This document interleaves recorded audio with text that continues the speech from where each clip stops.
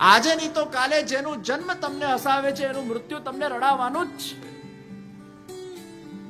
તમારા માતા પિતા પુત્ર ભાઈ બહેન સાસુ સસરા ઇત્યાદિ એકાદ બે મિત્ર, આટલી અટેચમેન્ટ બહુ થઈ ગઈ.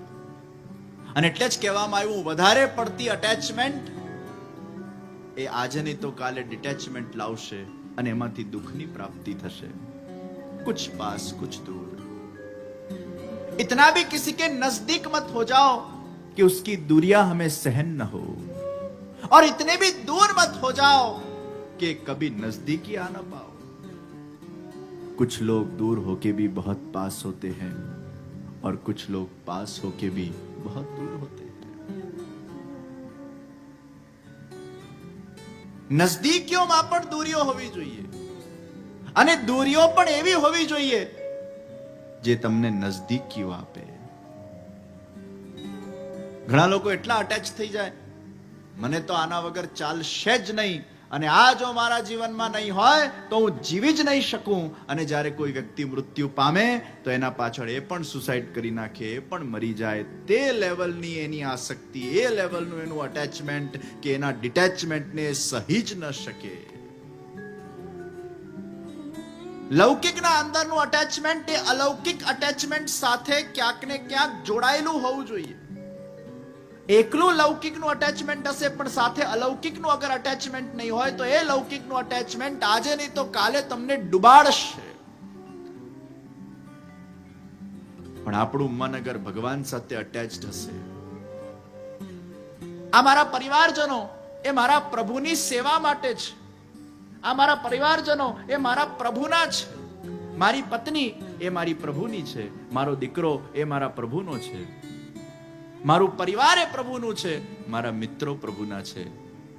દરેક સંબંધને જ્યારે પરમાત્માથી અટેચ કરીને જ્યારે આપણે એનું દર્શન કરીશું તો એ લૌકિક સંબંધમાં જ્યારે ડિટેચમેન્ટ આવશે તો મનમાં નિશ્ચિત રૂપે કષ્ટ થશે, દુઃખ થશે, અશાંતિ થશે. પણ કારણ કે ભગવાન સાથેનું અટેચમેન્ટ ઓલરેડી છે, એ ડિટેચમેન્ટને ભગવાનના અટેચમેન્ટથી એ સ્વીકારી શકશે. શાશ્વત સાથેનું અટેચમેન્ટ હશે. નાશવંતમાં કેટલા પણ ડિટેચમેન્ટ આવશે એને સ્વીકાર કરવાની એ શક્તિ ઊભી થશે. વરસાદ પડતો હોય ને તમે રેનકોટ પહેરો, એ વરસાદનું પાણી તમને સ્પર્શી શકતું નથી કારણ કે તમે રેનકોટ પહેરેલું છે. એ રેનકોટ એટલે એ ભક્તિનું કોટિંગ છે, જેના જીવનના અંદર ભગવાનના અટેચમેન્ટ સ્વરૂપ ભક્તિનું કોટિંગ છે. એ સંસારના વરસાદના વચ્ચે સંસારમાં રહીને સંસારના કર્તવ્યોનું પાલન કરતા કરતા એ ભગવાનની ભક્તિ કરતા કરતા એ ભગવાનના ભક્તિ રૂપી રેનકોટને પહેરીને એ સંસારમાં એ વરસાદને પણ માણી શકે છે. છતાંય એ સંસારમાં અટેચ ન થઈને, એમાંથી ડિટેચ થઈને, ભગવાનથી અટેચ બનીને એ પોતાના જીવનનું ઉદ્ધાર અને કલ્યાણ કરી શકે છે. આ જ ભક્તિની એક બ્યુટી છે. સંસારના વ્યવહારોનું પાલન કરતા કરતા ભગવાનની ભક્તિના માધ્યમથી, એ રેનકોટના માધ્યમથી વરસાદમાં રહીને પણ એ ભીંજાતો નથી. અને એકવાર ભગવાનમાં મન લાગી જશે પછી લૌકિક વ્યવહાર એ કેવલ માત્ર એક ઔપચારિકતા થઈ જશે, એક ફોર્માલિટી થઈ જશે. કારણ કે એનો આત્મા એનલાઇટન થઈ ગયું છે. પછી એને લૌકિક વિષયમાં ઠીક છે, જવું પડે જાય, કોઈકના સુખ માટે જશે. શરૂઆતના અંદર રાઈડોમાં જવામાં લોકોને બહુ મજા આવે. અહીંયા ઇમેજિકામાં ગયા હશે, એસએલ વર્લ્ડમાં ગયા હશે, એક બે વાર તમે જઈ આવો અને પછી બહુ તમને એટલો બધો જવાનો ઉત્સાહ ના રહે. ઠીક છે, એક બે વાર તમે રાઈડોમાં જઈ આવ્યા, જોઈ લીધું, પછી કોઈ મિત્ર આવ્યા હોય, મિત્ર સાથે તમે ગયા, તો તમારો ઉદ્દેશ્ય પોતે માણવાનો નથી. મિત્ર આવ્યા એને લઈને ગયા, છોકરાઓ માટે ગયા, બાળકોના એન્જોયમેન્ટ માટે ગયા. એમાં તમે બહુ એન્જોય કરતા ના હો, પણ બાળકો એન્જોય કરે એ જોઈને તમે એન્જોય કરતા હો. એ બાળકો માટે રાઇડ્સમાં ગયા, તમારી રુચિ એમાં ક્ષીણ થઈ ગઈ. જેમ જેમ તમારા જીવનમાં તમારું મન અલૌકિક વિષયોમાં લાગતું જશે, ઈશ્વરના વિષયોમાં લાગતું જશે, અને જેમ જેમ તમને જ્ઞાન થતું જશે, તમારી દૃષ્ટિ બહોળી થતી જશે, અને જેમ જેમ તમારી દૃષ્ટિ બહોળી થતી જશે, જીવનના અંદર મોટી વસ્તુ નાની બનતી જશે, અને અજ્ઞાન વધશે તો નાની વસ્તુ મોટી બનતી જશે. જ્ઞાન વધે એટલે મોટા ઇન્સિડન્ટ્સ નાના બની જાય. It becomes a peanut for you. હવાઈ જહાજમાંથી આપણે જ્યારે ભૂતલ પર જોઈએ અને નાની નાની ગાડીઓ ચાલતી હોય ત્યારે હવાઈ જહાજ ઉપરથી એ ગાડીઓ ઘણીવાર દેખાતી ના હોય, અને દેખાય કદાચ ટેક ઓફ વખતે તો નાની નાની દેખાય. અને એ જ તમે નીચે હો અને એ ગાડીને જુઓ તો એ ગાડી તમને મોટી દેખાય. એમ ભક્તિમાં જ્યારે વ્યક્તિ ઉન્નત બને છે અને જેમ જેમ એના જીવનમાં એક જ્ઞાન પ્રાપ્ત થતું જાય છે, એની દૃષ્ટિ મોટી બનતી જાય છે, મોટા ઇન્સિડન્ટ એના માટે પીનટ જેવા થઈ જાય છે. તરત એને સ્વીકારી લે છે, તરત એને એક્સેપ્ટ કરી લે છે, એને પોઝિટિવ દ્રષ્ટિકોણથી જોઈ લે છે. પણ અજ્ઞાન વધશે, નાના ઇન્સિડન્ટ મોટા થઈ જશે. આમ ચાલતું ફરતું કોઈ આપણને સ્માઇલ નહીં આપે ને તોય આપણને ખોટું લાગી જાય. જો ને પેલા મને સ્માઇલ નહીં આપી તો તું કઈ તોપ છે, નહીં આપી તો નહીં આપી.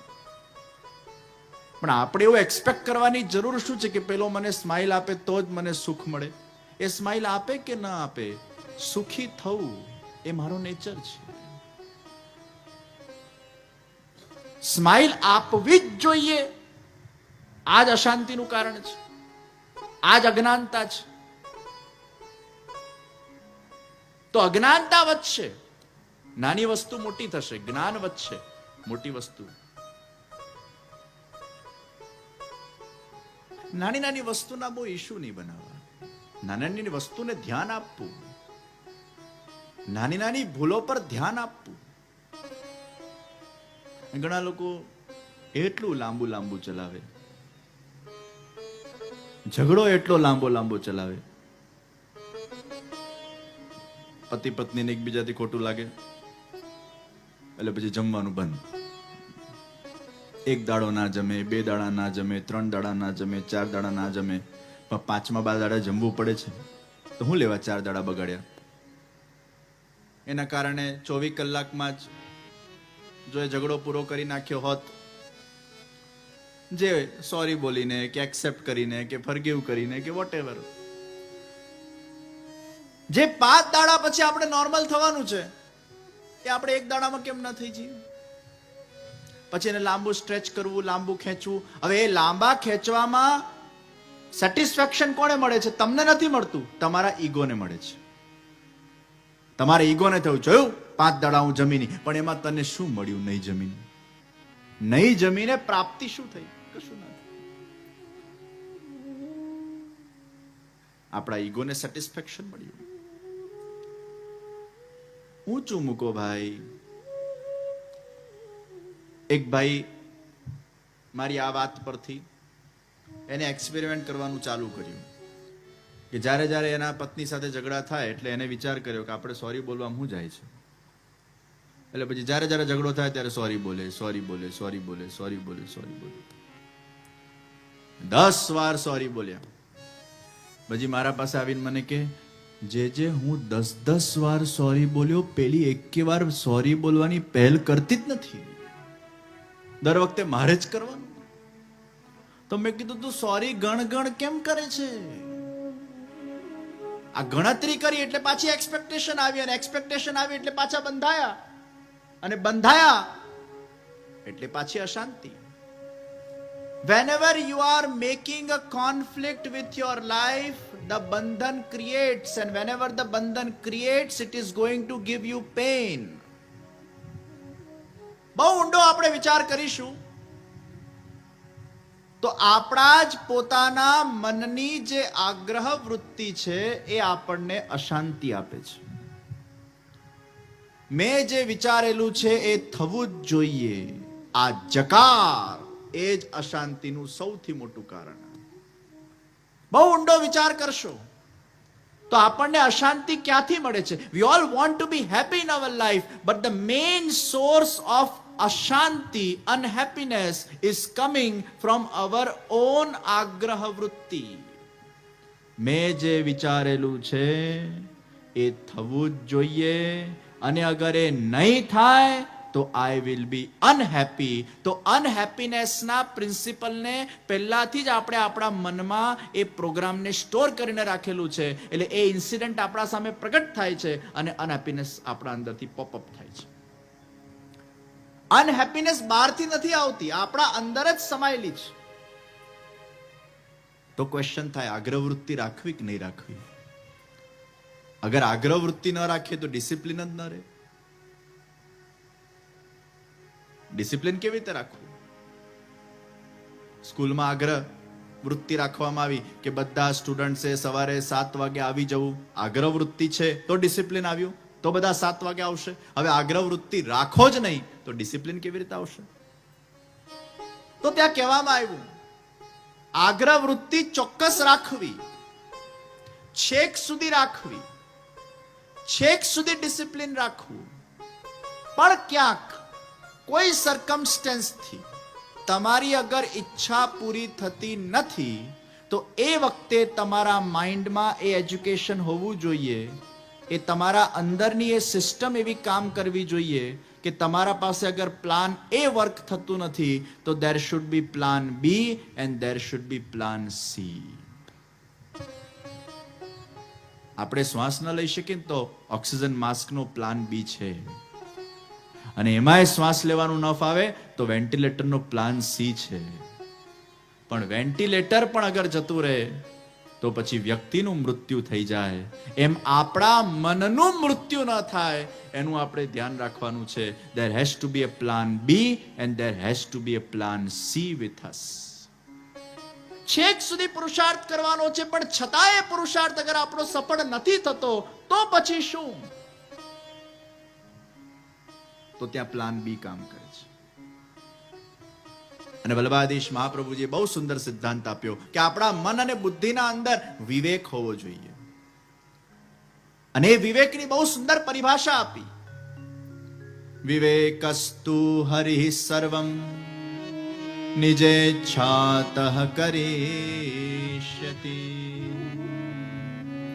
વિવેકસ્તુ હરિ સર્વમ નિજેચ્છાતઃ કરિષ્યતિ.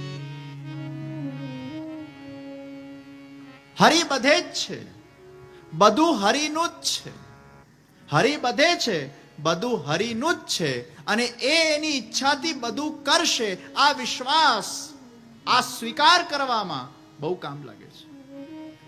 છેક સુધી પુરુષાર્થ કર્યો અને પછી પણ અસફળતા મળી તો મહાપ્રભુજીએ સિદ્ધાંત આપ્યો, નિજેચ્છાત કરિષ્યતિ. પછી જેવી હરિની ઈચ્છા. પુરુષાર્થ છેક સુધી છે. અને આ હરિની ઈચ્છાનો સિદ્ધાંત જ આપણને આપણા ધાર્યું જ્યારે નથી થતું ત્યારે એને સ્વીકાર કરવામાં કામ લગાડે છે. એક બેનને મેં પૂછ્યું, તમે ઠાકોરજીની સેવા કરો છો? મને કે ના, નિજેચ્છાત કરિષ્યતિ. મેં કીધું એટલે? એ ઈચ્છા કરશે ને ત્યારે કરશું. લે, એટલે એનો અર્થ કે પુરુષાર્થ જ નહીં કરવાનો. નિજેચ્છાત કરિષ્યતિનો અર્થ એ નથી કે પુરુષાર્થ નહીં કરવાનો, એક જ જગ્યાએ બેઠા રહેવાનું અને આમ્રના પેડના નીચે બેસીને ખાલી વિચાર કરવો કે આ આંબાનો એ ફળ તૂટે અને મને મળે. પુરુષાર્થ કરવાનો છે. પુરુષાર્થ કર્યા પછી પણ તમે અગર આંબાના એ ફળ સુધી નથી પહોંચી શકતા કે એને નથી તોડી શકતા તો એમાં નિજેચ્છાત કરિષ્યતિ માનવું, પણ છેક સુધી પુરુષાર્થ કરવાનો છે. याद रखना, पुष्टि मार्ग में पुरुषार्थ को महत्व दिया है. नहीं तो आ तो लोग बता के आ तो બધું કૃપા કૃપા કૃપા કૃપા કૃપા કૃપા. એ કૃપા કરશે ત્યારે થશે, એ ઈચ્છશે ત્યારે થશે. તો તમારે કંઈ કરવાનું જ નથી, એટલે તમારે બેઠા જ રહેવાનું છે. पुरुषार्थ करना है, अंत तक करना है, और फिर भी सफलता नहीं मिलती. निजेच्छातः करिष्यति. કેવો સુંદર વિવેક આપ્યો છે મહાપ્રભુજીએ કે તમારા જીવનમાં તમારું ધાર્યું ન થાય ત્યારે કઈ રીતે તમે તમારા મનને સમજાવશો, કયા વિચારો આપશો, કઈ રીતે એને ટેકલ કરશો, કઈ રીતે તમારા મનનું આયોજન કરશો.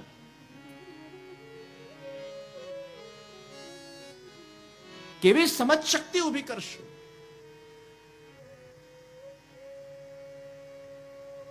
ઘણીવાર એવું બનતું હોય તો પહેલો વિવેક, વિવેકસ્તુ હરિ સર્વમ, હરિ બધે છે, બધું હરિનું જ છે ને બધું હરિ કરે છે, જે ગઈકાલે આપણે જોઈ ગયા. બીજો વિવેક નિજે જ છાત કરીષ્યતિ, અને ત્રીજો વિવેક પ્રાર્થિતે વા તત કિમ સ્યાત સ્વામ્ય અભિપ્રાય સંશયા.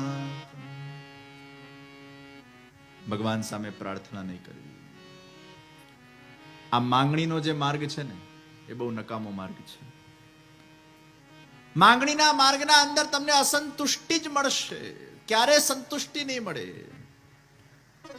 છોકરો નાનો હતો, ભગવાન પાસે માંગે, ભગવાન મને સ્કૂલમાં પાસ કર, સ્કૂલમાં પાસ થયો. મોટો થયો, ભગવાન મને કોલેજમાં પાસ કર, કોલેજમાં પાસ થયો. હજી મોટો થયો, ભગવાન હવે મને લગ્ન કરાવી આપે, લગ્ન થઈ ગયા. હજી મોટો થયો, ભગવાન હવે સંતાન, તો એને સંતાન મળી. હજી મોટો થયો, આ છોકરાઓ સારું ભણીને પરવારે, એ લોકો છોકરાઓ સારી ભણીને પરવારે. હવે ભગવાન આના લગ્ન, પ્લીઝ લગ્ન. હવે ભગવાન આના વ્યાજ.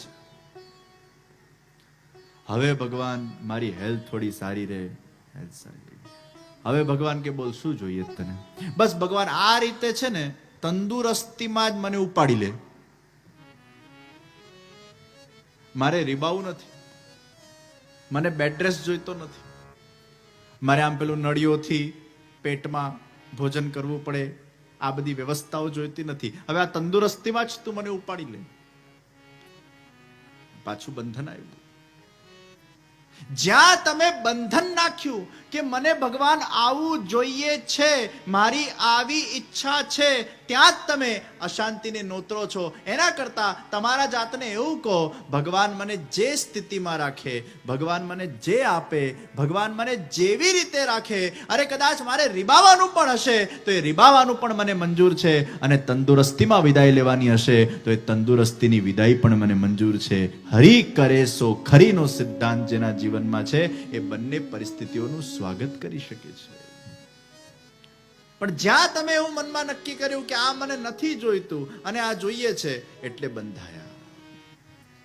અને આ બંધન જ અશાંતિનું સૌથી મોટું કારણ છે. Don't conflict with your life. You always conflict when you are creating a concept, I want this, and if you don't get it, then you become unhappy. I want this નો કોન્સેપ્ટ રાખજો, પણ એ ન મળે તો plan બી ને plan C રાખજો. ત્યાં વિવેક બુદ્ધિથી નિજે છાત કરીશ.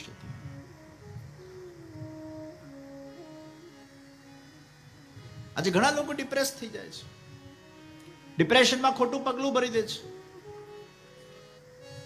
અને મારા હિસાબે ડિપ્રેશનની પરિભાષા શું? મનનું મૃત્યુ, એનું જ નામ ડિપ્રેશન છે. મન વ્યક્તિનું મરી જાય.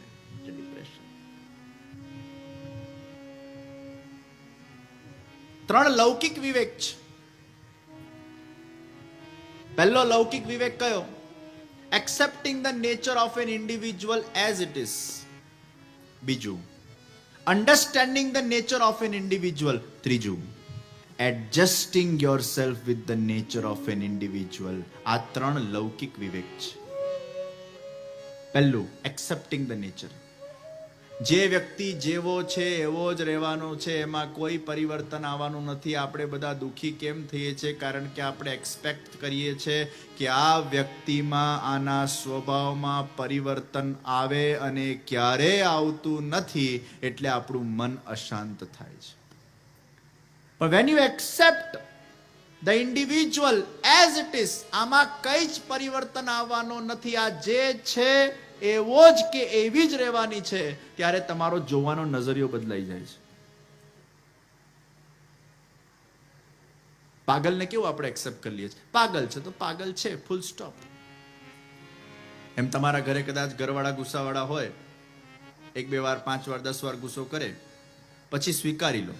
તમે તમારા જાતને એવું નહીં કહો કે આ કેમ ગુસ્સો કરે છે, આ કેમ ગુસ્સો કરે છે, આ કેમ ગુસ્સો કરે છે. જેટલા પ્રશ્ન પૂછશો અશાંતિ વધશે. એના કરતા તમારા જાતને કહો આ ગુસ્સા વાળો છે, ફૂલ સ્ટોપ, સ્વીકાર, એક્સેપ્ટ. અને એકવાર સ્વીકારી લીધું ને પછી પેલો ગુસ્સો કરશે ને તો આપણને બહુ મજા આવશે. આહ, કેવી સરસ એની આંખો છે, લાલ લાલ, વાહ, ગુસ્સા કરને કી ક્યા અદા હૈ, વાહ, गुस्सा भी ऐसा होना चाहिए. એ ગુસ્સાને તમે એકવાર સ્વીકારી લો ને, દરેક વસ્તુને આ જીવનમાં પચાવવી પડે ભાઈ. એકવાર પચી જાય ને પછી રાહત થઈ જાય. ખાવાની વસ્તુ પણ પચી જાય પછી રાહત થાય, એમ વ્યક્તિનો સ્વભાવ પણ પચી જાય પછી રાહત થાય. પણ જો સ્વભાવનો અપચો કરશો ને તો પેલું નડ્યા કરશે, નડ્યા કરશે, નડ્યા કરશે. અને આ દુનિયામાં ઇનડાયજેશન જેવો રોગ એ બીજો કોઈ રોગ નથી. પેટ બગડે તો આખું શરીર બગડે, એમ મન બગડે તો આખું જીવન બગડે. એ મનને બગાડતા નહીં કોઈકના સ્વભાવથી. સ્વભાવને પણ પચાવવું પડે ભાઈ. Digest the nature of an individual, because you cannot change the nature of an individual. What it is as it is. પ્રકૃતિને આપણે બદલી શકીએ છીએ. વરસાદ આવે તો આપણે રેનકોટ પહેરીએ છીએ, ગરમી લાગે તો આપણે એવા કપડાં પહેરીએ છીએ, ઠંડી લાગે તો આપણે સ્વેટર પહેરીએ છીએ. આપણે પ્રકૃતિ પ્રમાણે ચાલીએ છીએ. પ્રકૃતિ આપણા પ્રમાણે ચાલે છે ના. ऋतु अनुसार हम अपने मन को जैसे बदलते हैं, उसी प्रकार व्यक्ति के स्वभाव के अनुसार व्यक्ति को अपने आप को उसमें मोल्ड करना पड़ता है, उसके साथ एडजस्ट करना पड़ता है, उसको एक्सेप्ट करना पड़ता है और उसको अंडरस्टैंड करना पड़ता है. एक्सेप्टिंग, અંડરસ્ટેન્ડિંગ એન્ડ એડજસ્ટિંગ, આ ત્રણ ગુણ જે વ્યક્તિના અંદર, આ ત્રણ વિવેક જે વ્યક્તિના અંદર, વ્યવહારિક જગતના અંદર છે, એ વ્યક્તિ હંમેશા સુખી થઈ શકે છે. એ ક્યારે પણ દુખી થતો નથી, કારણ કે એના અંદર આ ત્રણ મુખ્ય ગુણો છે. હવે આપણે આનું ઊંધું કરીએ છીએ, આપણે એક્સેપ્ટ જ કરતા નથી. આનું ઉલટું પ્રશ્ન કર્યા કરીએ, કેમ આવો, અને પછી પાછી મુદત પાડીએ. આ જ્યાં સુધી આના સ્વભાવને બદલશે નહીં ત્યાં સુધી મને ગમશે નહીં. એટલે જિંદગી ભર એવો ને એવો જ રહે. એ રાહ જોઈને બેઠો હોય ક્યારે બદલાય, ક્યારે બદલાય. એ નહીં બદલાય. You have to used to it. And we have this tendency to get ourselves used to it, but we don't want to. અમારા વંદનાબેન અહીંયા બેઠા છે, ચૂના ભટ્ટીમાં રહે છે. એ સુઈ ગયા હતા, હમણાં જાગ્યા, નામ લીધું એટલે. એ શાંતિથી બેઠેલા. એ ચૂના ભટ્ટીમાં રહે છે. અને તમારા ઘરના બાજુમાંથી ટ્રેન બહુ જાય ને, રેલવે સ્ટેશનના પાસે છે ને. બહુ વર્ષો પહેલા હું નાનો હતો ત્યારે રોકાયો હતો, મને યાદ છે. એમના ઘરે બાજુમાં જ ટ્રેનો જાય. એટલી બધી ટ્રેનો આમ હોર્ન વગાડતી જાય. એકવાર એમના ત્યાં સૂતો તો મને આખી રાત ઊંઘ નથી આવી. 15-20 વર્ષ પહેલાની વાત છે. એ વખતે મારી ઉંમર કેટલી ખબર નહીં. એ મને યાદ છે કે એમના ઘરે ઊંઘ્યો નહોતો. પણ હવે એમને તમે પૂછો ને, તમને ઊંઘ આવે છે? હવે કદાચ જો ટ્રેન ના જાય ને તો એમને ઊંઘ ના આવે. હવે એની આદત પડી ગઈ કે ટ્રેનના હોર્નની એવી આદત પડી ગઈ કે હવે જ્યાં સુધી પેલો હોર્ન ના વાગે, કારણ કે હવે એને સ્વીકારતા ગયા. જે છે આજ છે, જે છે આજ છે, જે છે આજ છે. આના સાથે જ રહેવું પડશે, આના સાથે જ જીવવું પડશે. આ જ જીવન છે, અહીંયા જ જીવન છે. ઘર બદલાય એવી કોઈ સંભાવના નથી. Accept, adjust, understand. અને પછી કેવું મન માની જાય છે. પછી એ હોર્ન આપણને અખરતું નથી. જ્યાં ત્રણ સૂત્ર તમારા જીવનમાં તમે ઇમ્પ્લિમેન્ટ કરી નાખ્યા, પછી જીવનના અંદર કેટલાય શોર ગશોલ તમારા આજુબાજુ ચાલ્યા કરે, કેટલાય કાંટાઓ આજુબાજુ હોય, પણ તમે હંમેશા ફૂલ બનીને એમાંથી સુગંધને પસરાવ્યા કરતા હો છો. એ કાંટાઓ તમને અફેક્ટ નથી કરતા, કારણ કે તમે ફૂલ બની ગયા છો અને કાંટાઓના આદિ બની ગયા છો.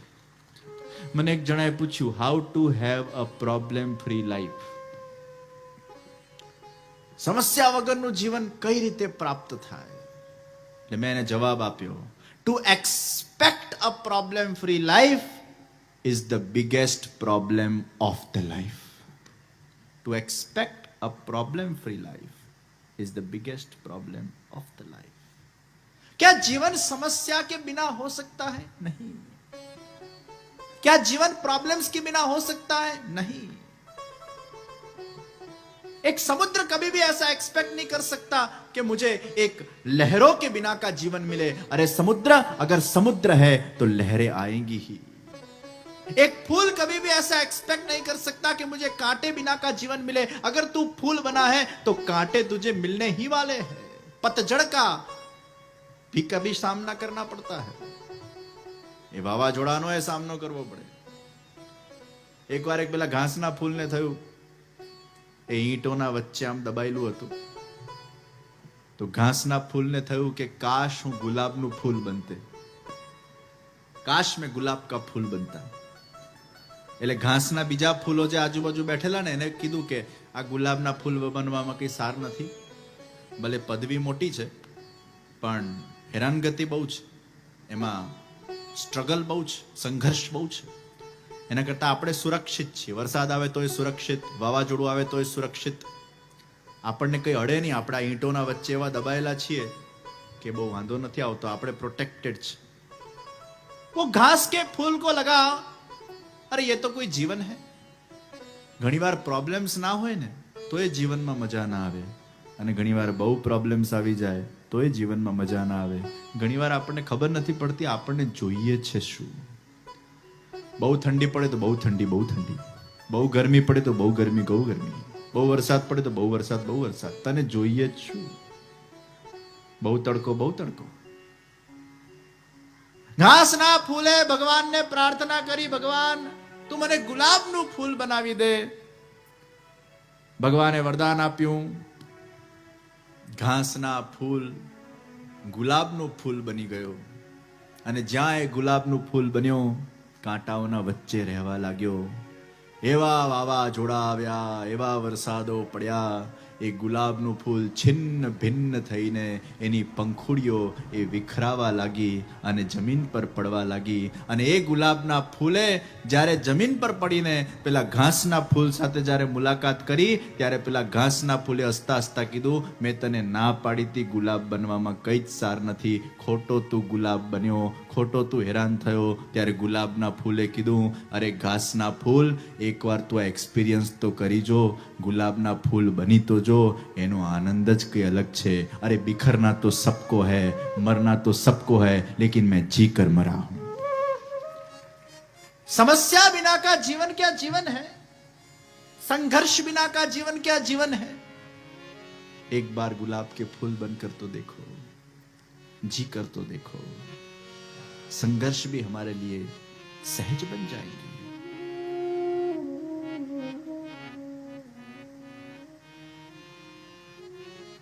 તો કોના જીવનમાં પ્રોબ્લેમો નથી ભાઈ? Expecting a problem free life is the biggest problem. We live with the problem. આ કેમ પ્રોબ્લેમ આવ્યો આ ક્વેશ્ચન જવા દો. આ છે, મારે આના સાથે જીવવાનું છે. ચેલેન્જીસ એ જીવનનો નિયમ છે. સમુદ્ર હશે ત્યાં લહેરો આવશે. જ્યાં એક્સપેક્ટેશન આવી ત્યાં બંધાયા. તો આગ્રહ વૃત્તિ રાખવી, પણ અગર એ ઈચ્છા પૂરી ન થાય તો નિજે ઈચ્છાત કરીષ્યતિ. એક્સેપ્ટિંગ, એડજસ્ટિંગ એન્ડ અન્ડરસ્ટેન્ડિંગ, આ સૂત્રોને જીવનના અંદર ક્યાંક ને ક્યાંક ઇમ્પ્લિમેન્ટ કરાવીને પોતાના દ્રષ્ટિકોણને બદલવાની જરૂર છે. ઘણીવાર નાના માણસોને એવું લાગે આ મોટા માણસો કેટલા સુખી. ઘાસના ફૂલને થયું ને ગુલાબનો ફૂલ કેટલો સુખી, પણ ગુલાબ બને ત્યારે ખબર પડે કે એને કેટલું દુઃખ છે ભાઈ. ગરીબોને એવું લાગે અમીરો કેટલા સુખી. ના, ગરીબોના જીવનમાં એના પ્રોબ્લેમ્સ તો અમીરોના જીવનમાં એનાથી મોટા પ્રોબ્લેમ્સ હોય. પૈસાવાળા થાઓ, ફેક્ટરીઓ ખોલો, મોટા મોટા આયોજનો કરો. જેટલા તમે મોટા થતા જાઓ એટલા તમે હાઈટ પર જતા જાઓ, અને જેટલા હાઈટ પર જતા જાઓ ને એટલા હવાના ઝોકાઓ વધારે તમારે સહેવા પડે. એ હવાના વાવાઝોડાને વધારે સહેવા પડે. નીચે હતા તો હજી કદાચ સુખી હતા, પણ હજી તમે ઊંચા થતા જાઓ, ઊંચા થતા જાઓ તો એ વાવાઝોડાઓને સહન કરવું પડે. તમારે ઘણા ચેલેન્જીસને સહન કરવા પડે, ઘણા સ્ટ્રગલ્સને સહન કરવા પડે, અને ત્યારે જઈને તમે ઊંચાઈ પર પહોંચતા હો છો. પણ જેને પહોંચવું છે ઊંચાઈ પર, એ આ બધું સહન કરતો કરતો એ શિખર પર પહોંચી જાય છે, અડિગતાથી પહોંચી જાય છે, ગભરાતો નથી. જીવનને ક્યારે પણ એ પ્રોબ્લેમ તરીકે નથી લેતો, જીવનને એક ચેલેન્જ તરીકે લે છે. And when you take life as a challenge, that challenge becomes a game for you. And when you play a game, even though you lose or win, still you get fun out of it, because you're taking the life as a challenge, not the life as a problem. If you take life as a problem, the problem becomes the nuisance for you, and that nuisance gives you unhappiness.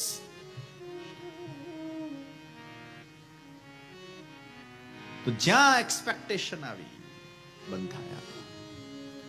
વિવેકસ્તુ Hari સર્વં નિજેચ્છાત કરિષ્યતિ. આ મનને સમજાવવાનો એક પ્રકાર છે, અને આપણું મન સમજીએ જાય છે.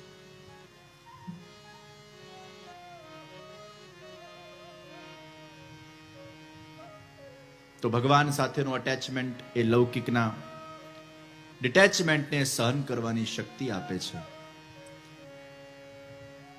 આપણા નેત્રના માધ્યમથી આપણે એવી વસ્તુઓ જોઈએ જે જોવાથી આપણને સાત્વિકતા મળે, સારા વિચારો આવે, સારું સ્મરણ થાય અને આપણું મન ત્યાં જોડાય. પણ એવી જગ્યાએ ન જોડાઈએ જ્યાં જોડાઈને આપણને કશે ફાયદો થવાનો નથી. તો ડીઓજી માંથી જીઓડી તરફ, પ્રાણી માત્ર દયાના પાત્ર, ઈશ્વર માત્ર પ્રેમના પાત્ર.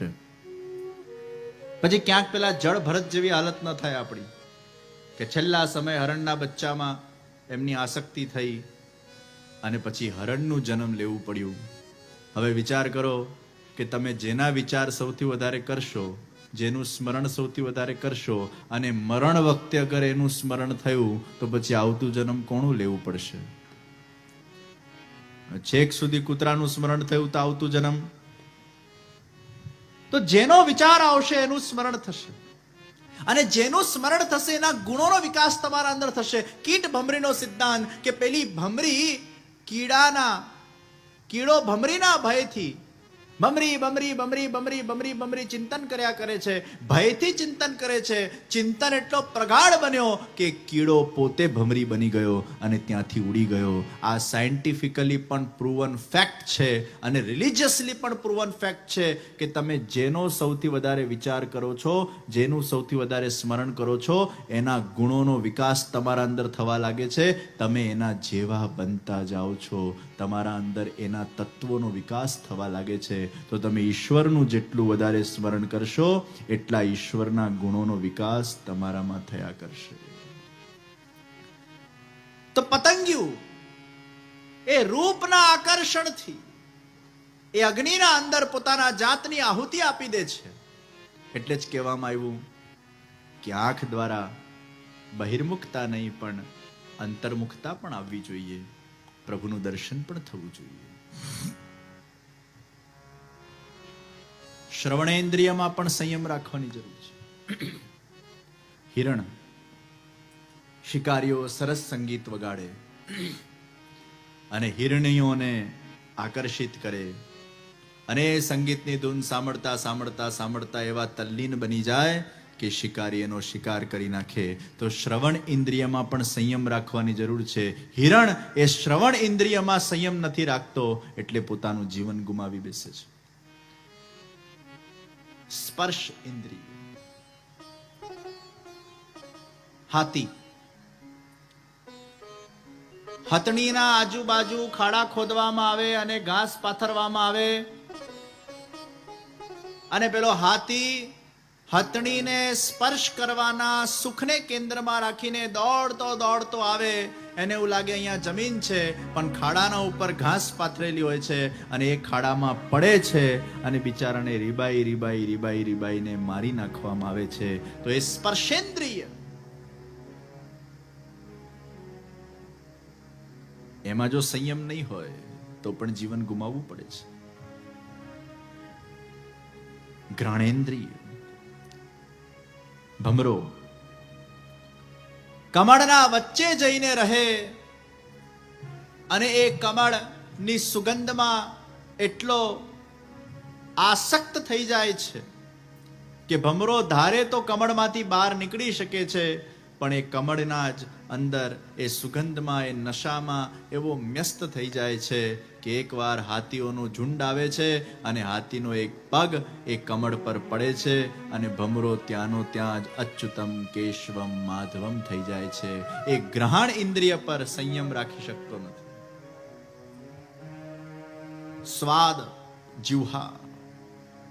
માછલી એને સ્વાદ પર કંટ્રોલ નથી, એટલે જ પેલું લોટ બાંધીને જ્યારે પાણીમાં નાખવામાં આવે છે અને સ્વાદથી લલચાઈને, જીહ્વાથી લલચાઈને ખાવા જાય છે અને એનો શિકાર થઈ જાય છે. વાણી પર પણ સંયમ જરૂરી છે. વાણી પર અગર સંયમ નહીં હોય, આ વાણી કોઈને પાણી પણ કરી શકે, વાણી કોઈને સવારી પણ શકે અને વાણી કોઈને મારી પણ શકે. વાણીમાં સવારવાની પણ શક્તિ છે અને વાણીમાં મારવાની પણ શક્તિ છે. દરેક ઇન્દ્રિયો પર સંયમ જરૂરી છે. અને આ ઇન્દ્રિયો પર સંયમ ક્યારે આવે? જ્યારે વ્યક્તિના મન પર સંયમ આવે. જ્યારે વ્યક્તિનું મન કંટ્રોલમાં આવે ત્યારે જ એની ઇન્દ્રિયો કંટ્રોલમાં આવતી હોય છે. તો પ્રશ્ન થાય, આ મનને કંટ્રોલમાં કેવી રીતે લાવવું? આ મનને અંતર્મુખ કઈ રીતે કરવું? આ મનને લૌકિકમાંથી અલૌકિક કઈ રીતે બનાવવું? તો જેમ શરીર માટે કહેવામાં આવે કે શરીરને સ્વસ્થ રાખવું હોય તો રોજ વોકિંગ કરવું જોઈએ, જીમમાં જવું જોઈએ, પ્રોપર આહાર લેવું જોઈએ, વ્યવસ્થિત રીતે સમય પર ચેકઅપ કરાવવું જોઈએ, ગરમ પાણી પીવું જોઈએ, ઠંડી વસ્તુઓથી દૂર રહેવું જોઈએ. આવા વિશેષ વસ્તુઓ શરીર માટે સહાયક હોય છે. આહાર વ્યવસ્થિત હોવું જોઈએ, કસરત બરાબર થવી જોઈએ, એ શરીર માટે સારું છે. તો પ્રશ્ન થાય, આપણા મન માટે શું સારું છે? તો આપણા ત્યાં કહેવામાં આવ્યું, મન માટે રોજ પંચામૃતનું સેવન થવું જોઈએ.